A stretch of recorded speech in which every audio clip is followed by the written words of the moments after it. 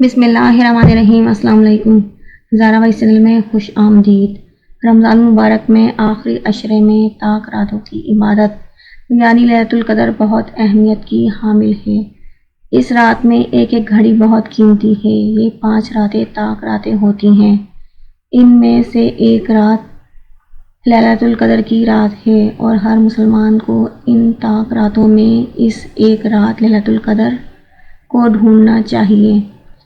ارشاد باری تعالیٰ ہے کہ 1000 مہینے سے افضل یہ رات ہے۔ رسول اللہ صلی اللہ علیہ وآلہ وسلم کا فرمان ہے کہ شب قدر 5 راتوں میں گھومتی ہے۔ آپ 5 راتیں جاگ لو، آپ کو شب قدر مل گئی۔ نبی صلی اللہ علیہ وسلم کا فرمان ہے کہ بنی اسرائیل میں 4 مجاہدین نے 80 سال اللہ تعالیٰ کے راستے میں جہاد کیا تو صحابہ کرام کہنے لگے، یا رسول اللہ صلی اللہ علیہ وآلہ وسلم، ہماری تو عمریں بھی 80 سال نہیں، تو ہم ان کے برابر کیسے ہوں گے؟ ابھی سوال مکمل نہیں ہوا تھا، جاری تھا کہ حضرت جبرائیل آ گئے اور کہنے لگے، اللہ کے رسول محمد صلی اللہ علیہ وآلہ وسلم، آپ اپنی امت کو خوشخبری دے دیجئے۔ اور اس وقت سورۃ القدر کا نزول ہوا۔ اللہ تعالیٰ فرماتے ہیں، ہم آپ کو ایک رات دیتے ہیں، آپ کی امت کے لوگ اس ایک رات کو عبادت میں گزاریں، اللہ تعالیٰ اس کے نامہ اعمال 80 سال سے زیادہ اجر لکھ دیں گے۔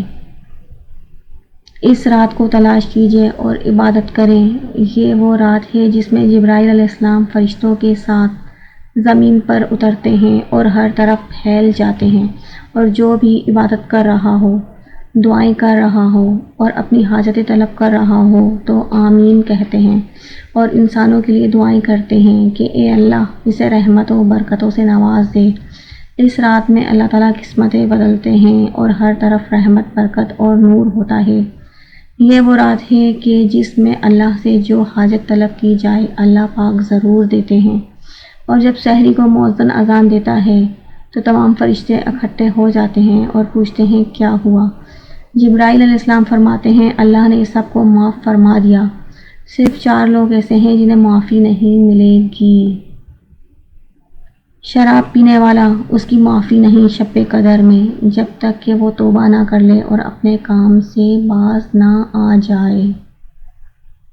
ماں باپ کا نافرمان، ماں باپ کے نافرمان کو شب قدر میں بھی نہیں بخشش ملے گی کہ جب تک کہ وہ راہ راست پر نہ آ جائے اور توبہ نہ کر لے۔ رشتہ داروں سے قطع تعلق کرنے والا، کینہ بغض رکھنے والا، دوسروں کے لیے دل میں نفرت رکھنے والا، لہٰذا اس رات کو عبادت میں گزارنا چاہیے اور اپنی قسمت کے فیصلے اچھے اپنے حق میں کروانے چاہیے۔